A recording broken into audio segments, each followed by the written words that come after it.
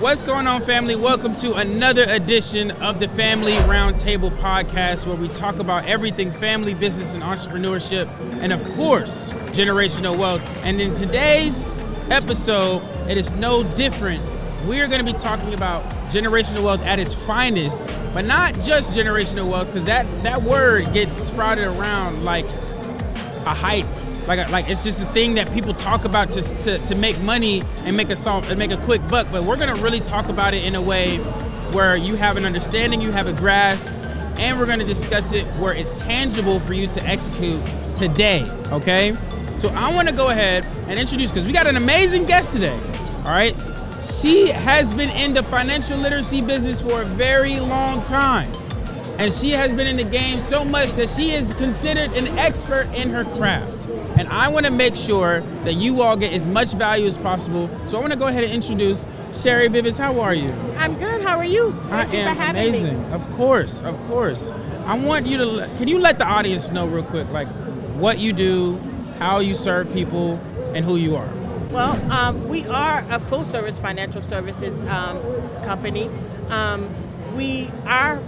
main platform is to educate our community about, of course, about financial literacy, but also about creating generational wealth. 1,000%. And leaving something for your children's children. Mm-hmm. My grandparents left us land, and because the Bible says that a good man leaveth a fortune or leaveth for their children's children. Right. So that is what we believe in that. 1,000%. And I'm glad you said that, because people aren't aware of that scripture, right? People claim, I'm Christian, I've read the Bible through and through, but then the issue is that they're addicted to information but allergic to execution. That's right. Right. And the proper word was treasure. A good man leaveth a treasure. Okay. For his children's children. Right. Yes. And that's the thing. People don't even know nowadays what treasure means. Correct. Right. Not even the definition of treasure. You know Correct. what I mean?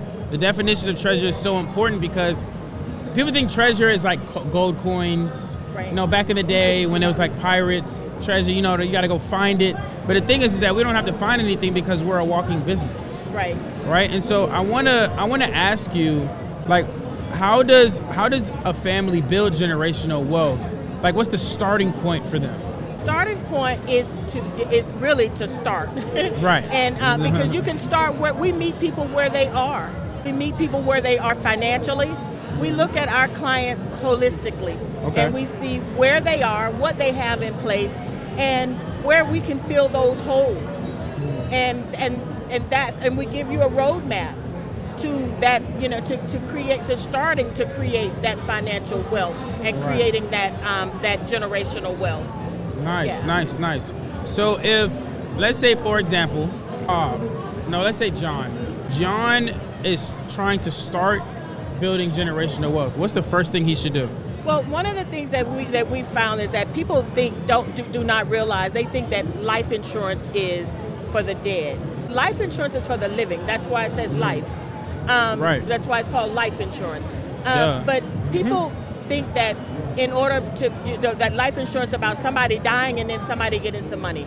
But what if you had life insurance that you could create generational wealth with, and life insurance that could take care of you in life? If you were to have a heart attack, a stroke, right.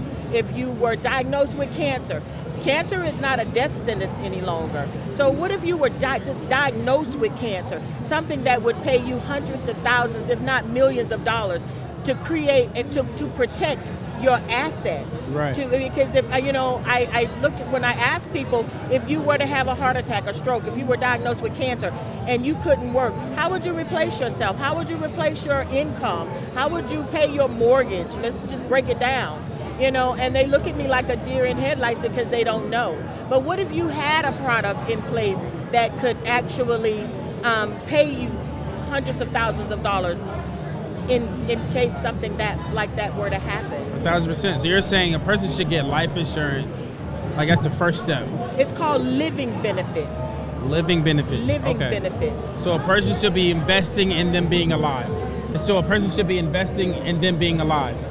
while living, while you're alive. And prepare for, and also we show people how to retire tax-free, how to create your own personal pension plan. And because the 401k was never meant to be a retirement vehicle. The 401k was meant for one moment in time to bring us out of a recession back in the 70s. And and the tax rates were 70-something%. So you had high income earners that were looking for some way to protect their money. They couldn't do a Roth IRA because they made too much money. So they were looking for some way to protect their money and from taxes. So the guy by the name of Ted Bina pulled the 401k off the shelf and gave it to companies and said, here, use this, give this to your employees, and they can protect their money from taxes. Well, that was a novel idea. That was great for back then because taxes were high, right, and they knew that taxes were going to go down. Right. So, but what sense does it make now that taxes are at an all-time low and you're sheltering your money while taxes are at an all-time low when we know that in 2026, when the clock strikes 12, that tax bill that Donald Trump put into place is going to expire. And when it expires, do you think taxes are going to go down or up?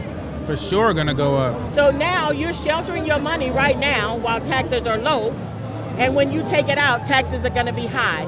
Who does that benefit, you or Uncle Sam? When you put it like that, yeah, it makes me rethink some things. But the thing is that smart because many people aren't aware, because what you're speaking of is like politics, right? And it's not like politics where you're just listening to the news all day, but you're listening to not only the laws that are being put in place, because you have to be aware of the laws that are in place, but you're also being correct. You're also being aware of yourself, right, and your finances and how that is affecting other people in your family. That's right. So I want to ask a question real quick. If you were to give 3 things, just 3 of like the most important things that a person should have to build generational wealth, what would you think it should be?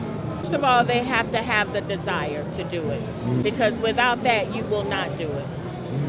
You have to be willing to sacrifice, because it is a sacrifice. Because going from point A to point B, you don't just walk there. There are things that you have to do to get there. There are hurdles that you must, jump over. Right. So you have to sacrifice. You have to have commitment. Those are the things that you have to have first, because if you don't, you won't make it, because it's not, and it's not going to be an easy road. Because, like I say, I tell people all the time, they say, well, I don't have, if I say, how much do you have, every month that you can save? And, $50, really? How much do you spend going out to eat? Right. Every month? When you sit down and you think about it, how much do you spend in a month going out to eat? How much do you spend on a purse? How much do you spend on shoes? So what's important to you? Let's start. And also, where is it that you want to be in life how old do you want to be when you retire? And when you do retire, what do you want to have saved at that time? How do you want to live your life in retirement? How do you want your children to live their lives? Right. So it's all about preparation and about commitment. I feel like that's important, and not only in what we're doing, but in everyday life. It is. Right? And I think that's something that people lack because of generational trauma, things that they're not adjusted to, things that their environment, right? There's a lot of different things that people need to get over in order to take themselves to the next level, That's right? right. And like you said, the first thing is desire, like a burning desire. I think Napoleon Hill stated you need a burning desire, to get out of the situation that you're in. So I have one question. You are big on generational wealth. Before we close out, you're big on generational wealth. And I want to ask you, what do you think, what does legacy mean to you? Legacy means that my great-grandchildren and my great-great-grandchildren will know my name. Think about all the people, if you were to ask them, what was your great-grandfather's name? They don't know. Facts. But my great-grandchildren and my great-great-grandchildren, they will know my name. That's what legacy means to me. and they will know my name because I have left something in place. That's facts. For them. I like that. I like that. I like that. And that's the key thing. We talk about portraits. I don't know what it is, but we like our, we love our credit. Melanated people like credibility. Yes. Okay. Yes. We like to get our props when props is due. Yes. So I think that a portrait of you or whoever the person that started the actual generational wealth journey, they should receive that.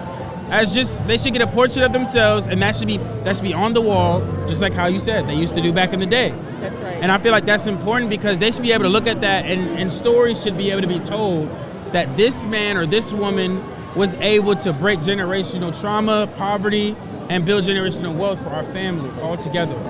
Well, let me tell you what we say in our business. I didn't come from a wealthy family, but a wealthy family will come from me. That was good. That was good. That was good. Well, let's do it this way. How can the people reach out to you if they wanted to build generational wealth?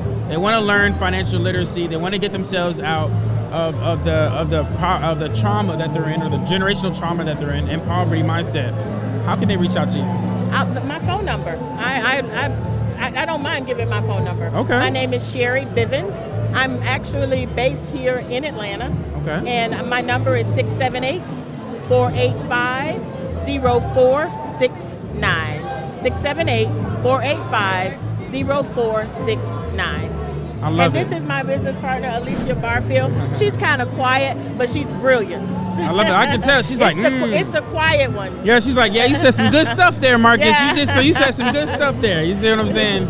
But look, y'all heard it here first. Y'all know y'all got to get generational wealth. These people, right? I want y'all to understand that generational wealth doesn't come externally, it comes internally first. That's right. And I need you all to make sure that you have that burning desire, like Sherry just mentioned, to get yourself out of the poverty mindset that you're in, so we can create generational wealth and family business together, okay? We should be having a tribe of family business owners.